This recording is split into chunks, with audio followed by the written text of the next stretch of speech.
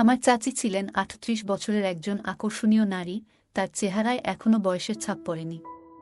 তাই তাকে দেখলে মনেই হয় না যে তার এত বয়স হয়েছে। তাই তাকে অনেক সুন্দর দেখায়, কিন্তু তিনি আমাদের বাড়িতে একজন সাহায্যকর্মী হিসেবে কাজ করতেন। একদিন চাচি বললেন যে তিনি আমার পায়ে তেল লাগিয়ে ম্যাসাজ করবেন। আমি বারবার বললাম, না চাচি, এটা ঠিক হবে না। কিন্তু তিনি আমার ঘরে এসে আমার পায়ে তেল লাগাতে লাগলেন, যা আমার মধ্যে এক নতুন আবেগের উন্মেষ ঘটালো। আমি তার চোখের দিকে তাকালাম এবং দেখলাম তার চোখে একটি অদ্ভুত আকাঙ্ক্ষা, যা আমি আগে কখনো দেখিনি।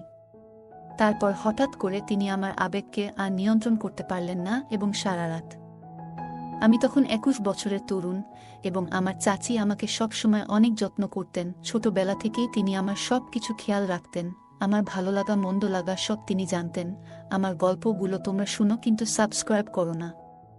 দয়া করে গল্পগুলো ভালো লাগলে ভিডিওটি লাইক, শেয়ার এবং চ্যানেলটি সাবস্ক্রাইব করো প্লিজ। আমি কখনো ভাবিনি যে আমি আমার শৈশবে যেভাবে এত যত্ন পেতাম, সেই একই দৃষ্টিকোণ থেকে আমি আবার এমন কিছু অভিজ্ঞতা পাব। আমার মা বাবা ২ মাসের জন্য মালয়েশিয়া যাচ্ছিলেন এবং এই সময়ে মা বাড়ির দায়িত্ব আমার চাচিকে দিয়ে গেলেন।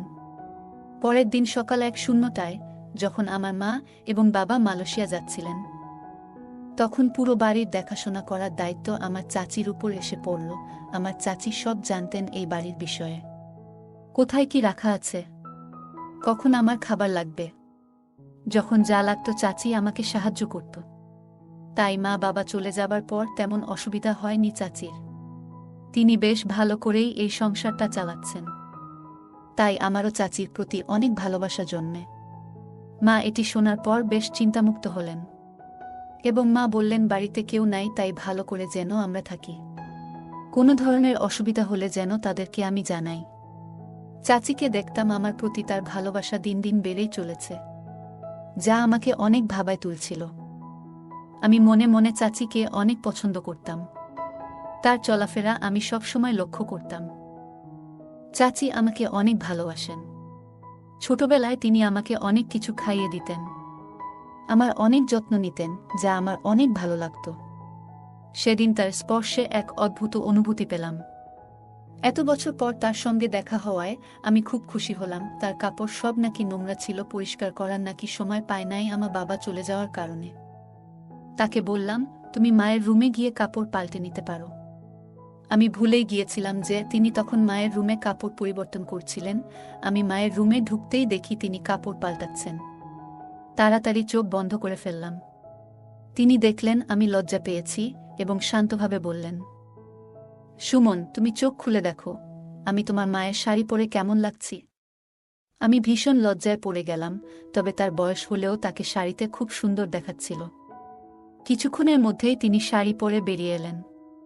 আমি তার সৌন্দর্যে অনেক মুগ্ধ ছিলাম, কারণ তার চেহারার এখনো বয়সের ছাপ পড়েনি। তাই তাকে এত বয়সেও অনেক সুন্দর দেখাচ্ছিল। শাড়ি পরে তাকে খুব সুন্দর লাগছিল। এভাবে কয়েকদিন কেটে গেল। প্রায় ৫ দিন পর তিনি আমাকে ছোটবেলার স্মৃতিগুলো বলতে শুরু করলেন। আমি খুব আবেগপ্রবণ হয়ে পড়লাম, কারণ তার স্মৃতিচারণ আমার ছোটবেলার অনেক কথা মনে করিয়ে দিচ্ছিল। একদিন গোসল শেষে আমি ঘরে কাপড় পাল্টাচ্ছিলাম। তখনই তিনি এসে বললেন, সুমন, আমার কাছে এসো, আজ আমি তোমাকে একটি আরামদায়ক মালিশ করে দেব। এমন কথা শুনে আমি খুব অবাক হয়ে গেলাম। আমি বললাম, না চাচি, আমি নিজেই করব। আমি একটু লজ্জা পাই অন্যদের সাহায্য নিতে। এরপর আমি তাকে অনুরোধ করলাম, মালিশের চিন্তা বাদ দিয়ে রান্নাঘরে গিয়ে দেখি কি নাস্তা বানানো যায়। আমার বারবার অস্বীকার সত্ত্বেও তিনি আমাকে সহায়তা করতে জোর করলেন। আমি মনে মনে ঠিক করেছিলাম যে যতই তিনি জোরাজুরি করুন না কেন, আমি তাকে মালিশ করতে দেব না, কারণ এখন আমি বড় হয়েছি। আমাদের কিছু সীমার মধ্যে থাকা দরকার। আর আমি অনেক লজ্জা পাই। আমি চাচির দিকে মনোযোগ দিয়ে দেখলাম। তিনি তখন সেখানে বসেছিলেন এবং বললেন, তুমি আমার হাতে মালিশ করাতে দিলা না, কিন্তু আমাকে জামা পরতে দাও। আমি চুপচাপ মাথা নিচু করে তার সামনে দাঁড়িয়ে রইলাম। তিনি আমাকে আমার পোশাক দিলেন, তারপর তিনি আমাকে কাপড় পরাতে শুরু করলেন। সেই সময়ে আমার চাচিকে দেখে আমার মনে অনেক রকম চিন্তা আসতে লাগল। কিন্তু চাচি আমার পরিবারের একজন সদস্যের মতো, তাই আমি তাকে নিয়ে কোনো খারাপ চিন্তা করতে পারিনি। একদিন আমি চাচিকে বলেছিলাম যে তিনি যেন এই বাড়িটিকে তার নিজের মনে করে। এরপর তিনি এই বাড়িতে এমনভাবে থাকতে শুরু করলেন যেন এটি তার নিজের বাড়ি। একদিন আমি বন্ধুদের সাথে একটি পার্টিতে যাচ্ছিলাম। চাচি আমাকে জিজ্ঞেস করলেন, তুমি কোথায় যাচ্ছ? আমি বললাম, আমি একটি পার্টিতে যাচ্ছি। তখন তিনি বললেন, আর তুমি একা একা পার্টিতে যাচ্ছ? মাঝে মাঝে তোমার এই গরিব চাচিকে নিয়ে বাইরে একটু ঘুরতে নিয়ে যেও। একা একা আমি বাড়িতে কি করব? আমারও তো ইচ্ছা হয় বাইরে যাওয়ার। আমি তাকে বললাম, ঠিক আছে, আমি তোমাকে বাইরে নিয়ে যাব, তবে তোমাকে ভালো পোশাক পরতে হবে এবং ভারতীয় মহিলার মতো পোশাক পরতে হবে। চাচি আমার প্রস্তাবে রাজি হলেন।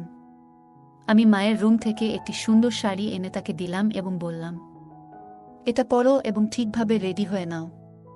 যখন তিনি রেডি হয়ে বেরিয়ে এলেন, তখন তাকে দেখে আমি অভিভূত হয়ে গেলাম। মায়ের ঘর থেকে বেরিয়ে এসে তিনি এত সুন্দর দেখাচ্ছিলেন যে তার সৌন্দর্যের আভা আমাকে মুগ্ধ করেছিল। তিনি আমার মায়ের ঘর থেকে আধা শাড়ি পরা অবস্থায় বেরিয়ে এলেন। সাজগোজে তাকে একেবারে মডেলের মতো লাগছিল। তাকে দেখে আমি চোখ নামিয়ে নিলাম। তিনি বাইরে বের হওয়ার সময় দরজার সাথে ধাক্কা খেয়ে আমার উপরে পড়ে গেলেন। আমি কিছুটা লজ্জা পেলাম এবং তাকে সরানোর চেষ্টা করলাম, কিন্তু তিনি তখনও ছিলেন। আমি হঠাৎ অনুভব করলাম যে আমাকে সামলে উঠতে হবে এবং তাকে ধীরে ধীরে সরে যেতে বললাম। তারপর তিনি সরে গেলেন। তার স্যান্ডেল খুলে রেখে আমি মায়ের একটি সাধারণ স্যান্ডেল দিলাম। আমরা দুজনে গাড়িতে করে পার্টিতে যাচ্ছিলাম। পার্টিতে গিয়ে আমার বন্ধুরা তাকে দেখে ভাবল তিনি আমার বান্ধবী, মানে আমার গার্লফ্রেন্ড। চাচি সেই ভুল ভাঙানোর পরিবর্তে সবার সামনে বললেন, তিনি আমার বন্ধু। পরে পার্টি শেষে আমি তাকে জিজ্ঞেস করলাম, তুমি কেন এমন করেছিলে? আমি তাকে জিজ্ঞেস করলাম। তিনি হেসে বললেন, তোমার বন্ধুরা যখন ভাবল আমি তোমার বান্ধবী, তখন তোমার মুখে যে বিস্ময় ছিল তা দেখতে চেয়েছিলাম। তাই আমি বলেছি আমি তোমার বন্ধু। যদি এতে কোনো অসুবিধা হয় তবে আমি দুঃখিত। আমি বললাম, দুঃখিত বলার কিছু নেই, তুমি যা করেছ সেটাই ঠিক ছিল। তিনি বললেন, আমি তোমাকে ছোটবেলা থেকেই চিনি, তাই তোমার চিন্তাগুলো বুঝতে পারি। আমি মুচকি হাসলাম। এরপর তিনি বললেন, এখন সবাই আমাদের বন্ধুত্বের কথা জেনে গেছে, আমি তোমার বন্ধু হতে চাই। সেদিন থেকেই তিনি আমার ভালো বন্ধু হয়ে গেলেন এবং বললেন, তুমি আমাকে সুমাইয়া বলে ডাকতে পারো, এতে আমাদের জন্য ভালো হবে। তিনি একজন মহিলা, তাই প্রথমে তাকে সুমাইয়া বলে ডাকতে কিছুটা লজ্জা পেলাম। তবে তার নাম বলার পর তিনি খুব এক অদ্ভুত প্রতিক্রিয়া দিলেন, যেন লজ্জা বোধ করছিলেন। পরে আমরা ক্লান্ত হয়ে ঘরে ফিরে গেলাম। পরের দিন সকালে আমি কলেজে যাওয়ার আগে কোনো শার্ট পরব তা নিয়ে বিভ্রান্ত ছিলাম। যখন মাকে ফোনে দিতে যাচ্ছিলাম, তখন সুমাইয়া চাচি আমার ঘরে এসে বললেন, কোনো শার্ট পরতে হবে তা নিয়ে চিন্তা করছো? তিনি বললেন, তোমার চাচি যখন বাসায় আছে তাহলে তোমার পছন্দের ব্যাপারে আমাকে জিজ্ঞেস করতে পারো। আমার রুচি খারাপ নয়। এরপর তিনি আমার পছন্দের একটি শার্ট দিলেন এবং আমি তা পরে কলেজে রওনা দিলাম। বিকেলে তিনি বললেন, তুমি খুব ক্লান্ত লাগছ, চলো আজ তোমার মাথায় তেল মালিশ করি। তিনি আস্তে আস্তে আমার মাথায় তেল মালিশ করতে লাগলেন। পরদিন সকালে ঘুম থেকে উঠে দেখি তিনি আমার পায়ের কাছে ঘুমিয়ে পড়েছেন। আমি আতঙ্কিত হয়ে বললাম, আপনি এখানে কেন? তিনি বললেন, আমি শুধু তোমার কাঁধে হাত দিয়েছি, তাতেই তুমি ঘুমিয়ে পড়েছ। তোমার মা কি কখনো তোমাকে মাসাজ করেনি? আমি বললাম, আমার মা আমার খুব যত্ন নেন, তাই এটি নতুন কিছু নয়। সুমাইয়া চাচি মাথা নেড়ে বাইরে চলে গেলেন। কয়েকদিন পর বাবা মা বাসায় চলে আসলো।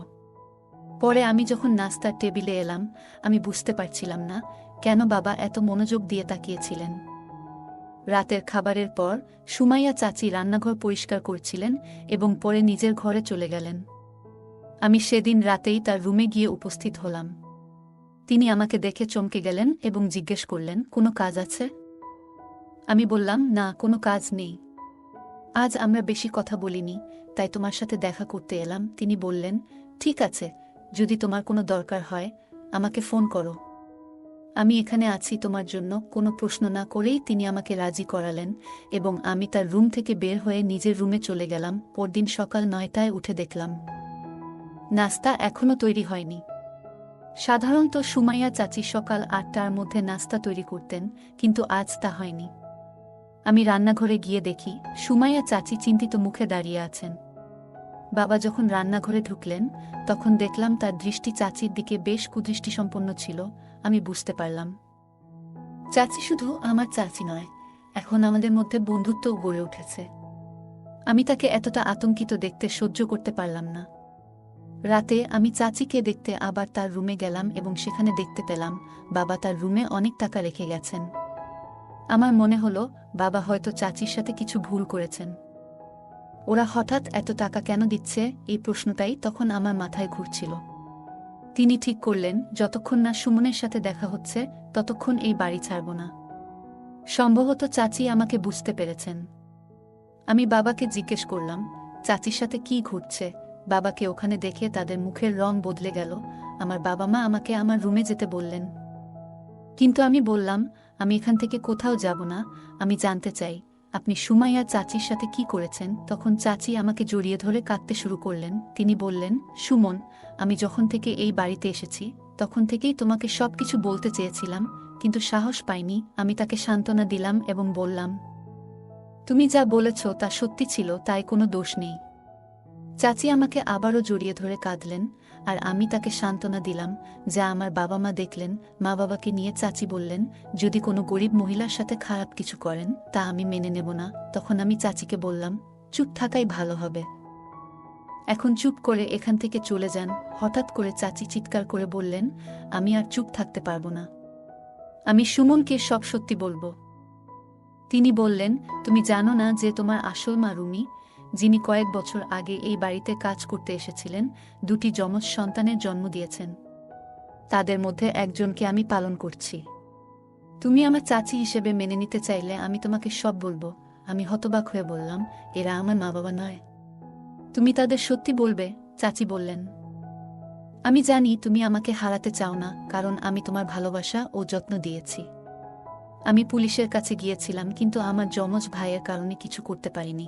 আমি তাকে বললাম, তুমি সব সত্যি বলেছ, কিন্তু আমার কোনো কষ্ট হয় না, কারণ আমার বাবা মা আমাকে খুব ভালোবাসেন। চাচি বললেন, কয়েক বছর আগে তোমার মা মারা গেছেন, তাই তোমার বড় ভাইকে টাকা দেয়া হয়নি। সে সঠিক মূল্য পায়নি, অবস্থা খুবই খারাপ ছিল, নানা জায়গা থেকে চুরি করে টাকা উপার্জন করতেন। সেই সময়ে তিনি আমার বাবা মায়ের কাছ থেকেও কিছু টাকা চুরি করেছিলেন। তিনি একবার আমার বাবা মায়ের কাছে লক্ষ টাকা চেয়েছিলেন, কিন্তু বাবা মা এত বড় অঙ্কের টাকা দিতে অস্বীকার করেছিলেন। তখন তিনি কিছু টাকা দিয়ে আমাদের বাড়ি থেকে চলে যেতে বাধ্য হন। তিনি আমার বিশ্বাস অর্জনের অনেক চেষ্টা করেছিলেন, কিন্তু তার সত্য প্রকাশ পাওয়ার পর তার প্রতি আমার সমস্ত ভালোবাসা এক ঝটকায় হারিয়ে যায় কয়েক বছর আগে। আমার বাবা মা সুমাইয়া চাচি আমাকে দত্তক নেওয়ার জন্য টাকা দিয়েছিলেন, কিন্তু তিনি সেই টাকা সঠিকভাবে ব্যবহার করতে পারেননি এবং আমার বড় ভাইকেও সঠিকভাবে লালন পালন করতে ব্যর্থ হন। যদি তিনি তার সময় এবং অর্থের মূল্য বুঝতেন, তাহলে আজ তিনি বেঁচে থাকতেন এবং নিজের পথে সফলতা অর্জন করতেন। কিন্তু চাচি তাকে ভালো মূল্যবোধ বা শিক্ষা দেননি, তাই আজ তিনি মিথ্যার আশ্রয়ে জীবনযাপন করছেন। টাকার চেয়ে সঠিক মূল্যবোধ ও শিক্ষার গুরুত্ব অনেক বেশি। আপনি টাকা দিয়ে ভালো পোশাক কিনতে পারেন, কিন্তু ভালো মূল্যবোধ কিনতে পারেন না। কিছু সময়ের জন্য সুখ পাওয়া যায়, কিন্তু এক সময় এসে বুঝতে হয় যে মিথ্যার আজও দীর্ঘস্থায়ী হয় না। গল্পটা কেমন লাগলো জানাতে ভুলবে না। আরও মজার মজার রোমান্টিক গল্প শুনতে চাইলে ভিডিওটি লাইক, শেয়ার এবং চ্যানেলটি সাবস্ক্রাইব করতে এবং বেল আইকনটি ক্লিক করতে ভুলবে না। ধন্যবাদ।